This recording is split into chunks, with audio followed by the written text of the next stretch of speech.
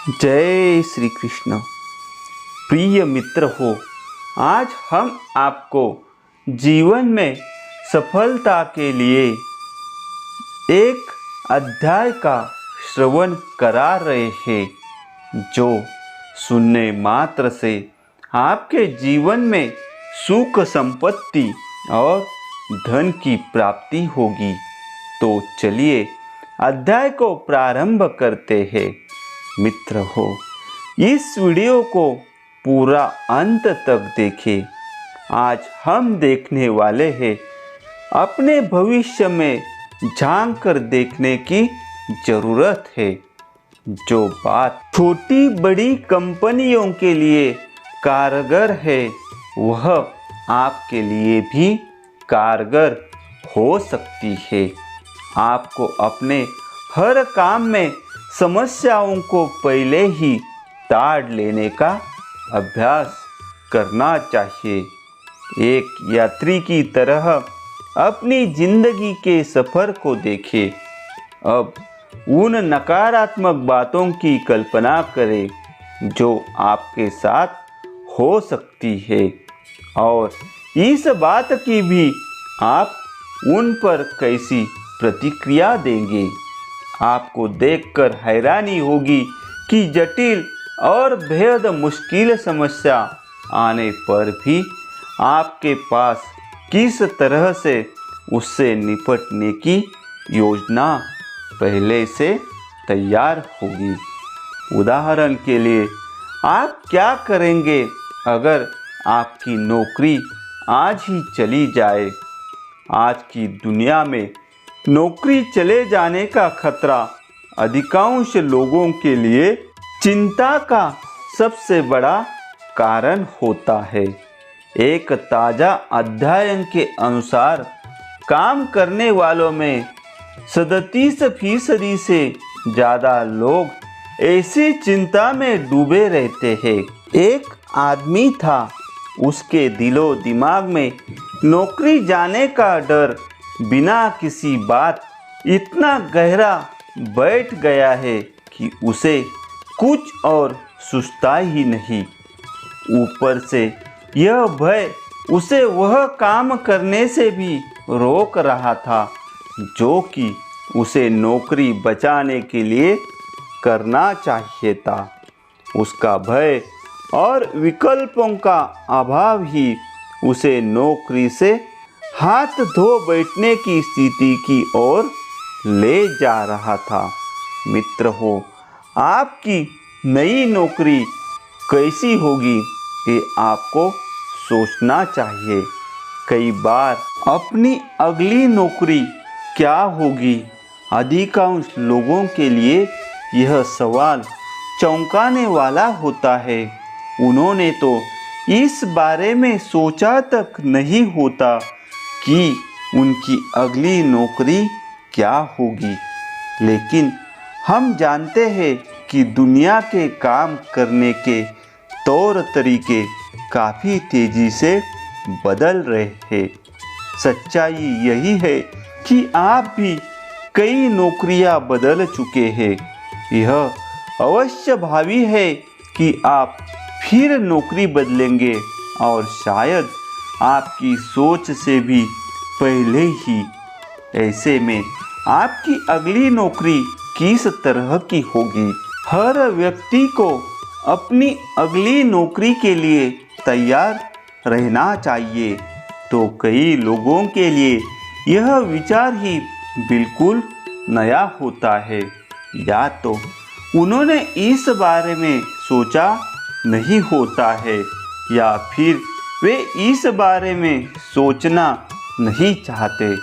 लेकिन सवाल बस इतना सा है कि आपको भविष्य में अपनी सोच के मुताबिक कमाई के लिए अगली नौकरी में किस तरह के ज्ञान, कौशल्य और योग्यता की ज़रूरत होगी। अगर आप इस सवाल के बारे में पहले से नहीं सोच लेते, तो जब ऐसी नौबत आएगी तो आपके पास कम वक्त होगा और आपको इस बारे में सोचने के लिए मजबूर किया जाएगा। मित्र हो, आपका नया करियर कैसा है, उस पर आपको ध्यान देना है। आप अपने वर्तमान काम के बारे में आज जो जानते हैं, 5 वर्ष बाद कल की बात हो जाएगी। हर क्षेत्र में तेजी से हो रहे परिवर्तनों में आपके ज्ञान, जानकारी, विचारों और कौशलों की बहुत कम कीमत रह जाएगी। रोजगार के अवसरों और भविष्य की अर्थव्यवस्था के लिहाज से इनकी कोई उपयोगिता नहीं होगी। अगर आपको तेजी से पनपते प्रतिस्पर्धात्मक समाज में अपना अस्तित्व बचाना है, तो आपको नए ज्ञान और कौशल्य की जरूरत पड़ेगी। मित्र हो, आपको लगातार सोचते रहने की जरूरत है। भविष्य में झांके और आने वाले संभावित उतार चढ़ावों की कल्पना और पूर्वानुमान करना शुरू करें। अगर आज आपकी नौकरी चली जाए तो आप क्या करेंगे? आपका पहला विचार क्या होगा? अधिकांश लोग तो नौकरी जाने की सोच से ही बुरी तरह से विचलित हो जाते हैं। वे नहीं जानते, कई लोगों का यह विश्वास है कि उनकी वर्तमान नौकरी चली भी जाए तो वे बेहद आसानी के साथ अगली नौकरी का जुगाड़ कर लेंगे। वे अपने काम में इतने अच्छे होते हैं कि उनको अपनी योग्यता पर विश्वास होता है। नौकरी का जाना उनके लिए बहुत ही कम परेशानी की बात होती है। उनके पास ढेर सारे विकल्प होते हैं। अपने क्षेत्र में आप कितने अच्छे हैं, इसे जानने का एक रास्ता है। नियमित तौर पर आपको नौकरी के कितने प्रस्ताव मिलते हैं, ठीक वैसे ही जैसे कोई दुकान या रेस्टोरेंट आने वाले ग्राहकों की संख्या से अपनी कामयाबी का अंदाज़ा लगाता है। आप भी आपको नौकरी का प्रस्ताव दे रहे लोगों की संख्या को देखकर यह पता लगा सकते हैं कि आप कितने मूल्यवान हैं और लोग आपका कितना सम्मान करते हैं। आपका काम कैसा चल रहा है? मित्र हो, हमेशा आपकी आर्थिक जिंदगी के ऊपर ध्यान दो। वित्त और निवेश की दुनिया लगातार बदल रही है। बाजार ज़्यादा बदलाव वाले होते जा रहे हैं। खरीदो और संभाल कर रखो कि पुरानी सोच आज और भविष्य की दुनिया में अपना वजूद ही खो चुकी है। अगर आपने निवेश किया है तो आपको लगातार सोचते रहना होगा कि निवेश बेकार साबित होकर अगर पूरा पैसा डूब गया तो आप क्या करेंगे? आपको हर एक निवेश में सबसे बुरी संभावनाओं के लिए खुद को तैयार रखना होगा।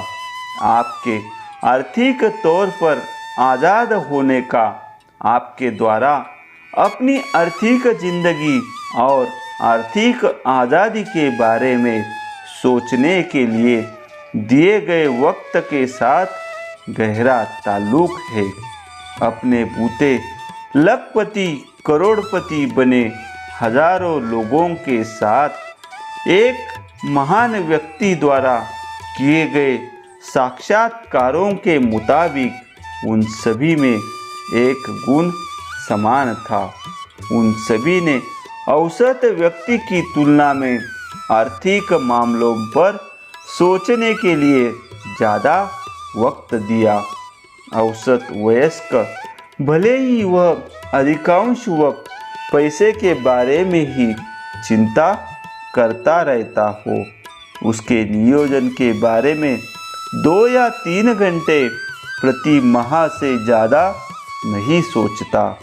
सोचता भी है तो बिलों के भुगतान के वक्त। दूसरी ओर एक औसत समृद्ध व्यक्ति हर माह धन के नियोजन के बारे में प्रति माह 20 से 30 घंटे तक सोचता है। परिणाम स्वरूप पैसे के खर्च और निवेश के संबंध में उनके फैसले औसत व्यक्ति से ज़्यादा समझदारी भरे होते हैं। वे आर्थिक मामलों में उस्ताद बन जाते हैं और अंततः समकक्ष लोगों से आगे निकल जाते हैं। मित्र हो, जिंदगी में हमेशा वर्तमान से खुद को अलग करो।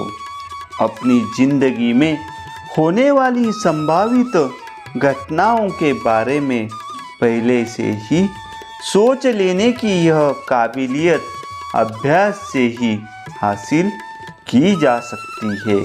वर्तमान को देखकर भविष्य के बारे में अनुमान लगाने में आप जितने ज़्यादा सक्षम होंगे, आपकी ज़िंदगी उतनी ही बेहतर होगी। आप बाधाओं को कम करके मिलने वाले मौक़ों को बढ़ा सकेंगे। इस तरह से आपको उन लोगों पर बढ़त मिल जाएगी जो कोई घटना होने पर महज प्रतिक्रिया स्वरूप कदम ही उठा पाते हैं। अगर आप किसी कंपनी में काम कर रहे हैं तो आपको आने वाले 6 महीने या साल भर की उन सबसे बुरी संभावित बातों के लिए खुद को पहले से ही तैयार रखना चाहिए, जो आपकी नौकरी और आपकी सुरक्षा को खतरे में डाल सकती है। अगर आप कंपनी के मालिक हैं तो आपको कंपनी पर मंडराते संभावित खतरे से निपटने के तौर तरीकों के बारे में सोचना चाहिए।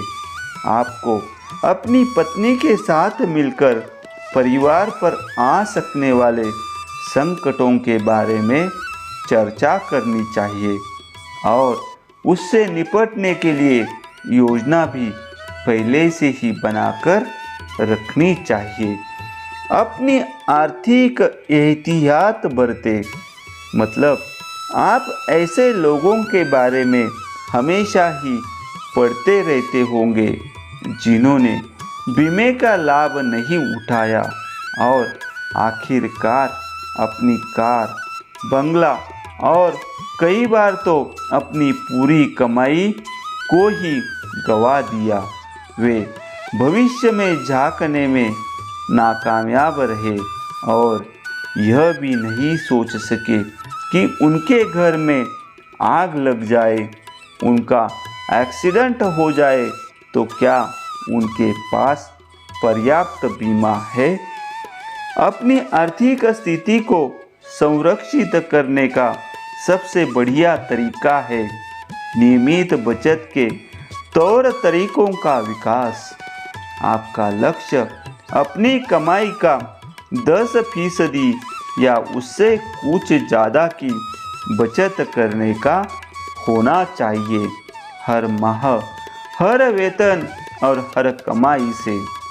किसी भी आपदा के वक्त आपको सबसे ज़्यादा राहत इसी बात से मिलती है कि आपके पास इस स्थिति से निपटने के लिए जरूरी पैसा है। दूसरी ओर आपदा की स्थिति में अगर आपको यह पता लगे कि आपके पास उससे निपटने के लिए पर्याप्त पैसे का इंतज़ाम नहीं है तो आप बहुत ज़्यादा तनाव में आ जाएंगे।